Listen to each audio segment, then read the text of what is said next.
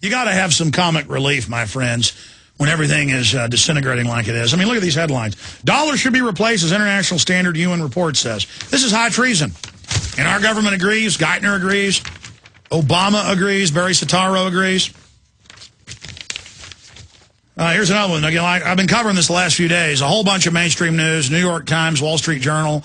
They all admit, okay, we're in a depression, third depression. Fed officials avoid talk of further stimulus to stoke growth.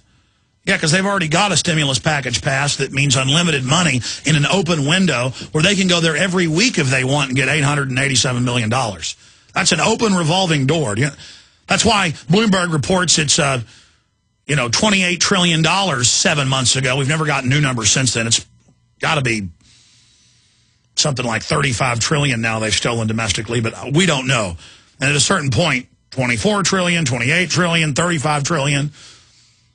It's like, do you want me to shoot you in the head 100 times or 1,000 times? At a certain point, I mean, it doesn't even matter. The level of fraud these delicate little geniuses have created, and I guess they are delicate geniuses. I guess the Goldman Sachs, Harvard scum, foreign intelligence operatives that run our country, the corporate intelligence operatives that have fully turned our government over to themselves, I guess they are better than us. I guess we do deserve it. I guess we are idiots. Well, I'm not an idiot, trash.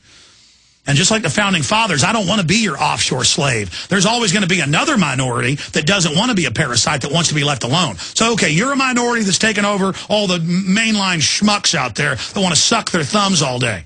I'm not one of them. You understand that? And I am not your property. I'm declaring it. You've drawn first blood in 1,000 different ways. Get off my back, parasite. Because you're going to find out you're not the better man. You're going to find out, like all bullies, that the bigger you are, the harder you're going to fall. And I think you recognize now the people are angry, and there's no way for you to spin this, you little pieces of crap. And you're going to try to focus us in on Ruskies and Chi-Coms, and, oh yeah, Chi-Coms especially are a threat you created. And you're going to try to focus us in on all these other enemies and little turban head brown people that you funded and created. So we'll give up all our rights to you so you can rape us financially and physically. But we know it's a corporate globalist treason takeover. Corporations are bigger than governments, more powerful. And that's what the New World Order is. And we are calling you out, trash. In fact, on the subject of BP, before I get back to the economy, I'm going to get more into BP later. I've been hearing for the last month, and I really haven't covered it, and I should. Everybody should buy from BP. Obama's being mean to them, and it's going to hurt the station owners. And well, most BP stations are owned by the company. They're not franchises like Valero or something, or some of the other companies that are out there. Most of them are owned by the parent mafia organization that's completely owned by big banks.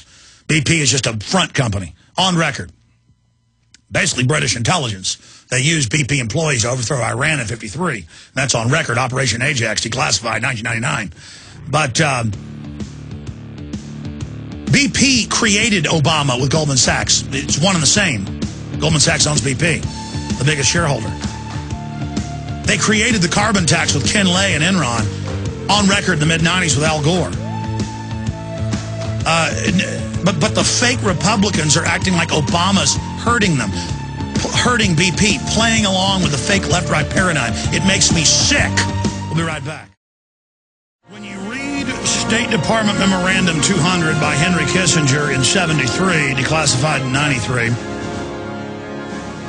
they talk about using wars and famine, and if an African country or Latin American country starts industrializing and becoming wealthy, that they would finance rebels to overthrow the government.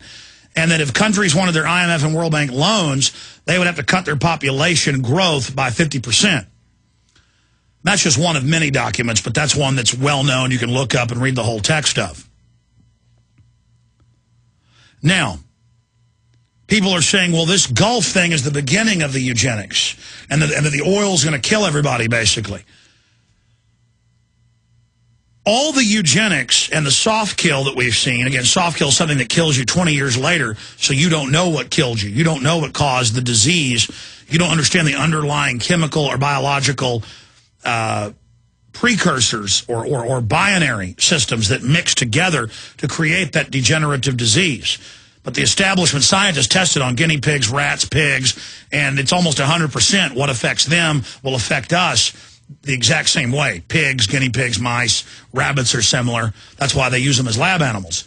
And so they've figured all this out, exactly how to soft kill us. But humans are very resilient, very strong. We're omnivores. We're designed to be able to take on a lot of poisons. We're long-lived. We're tough. We're tough as nails. Okay? And we're a lot tougher than a rat. And rats are tough.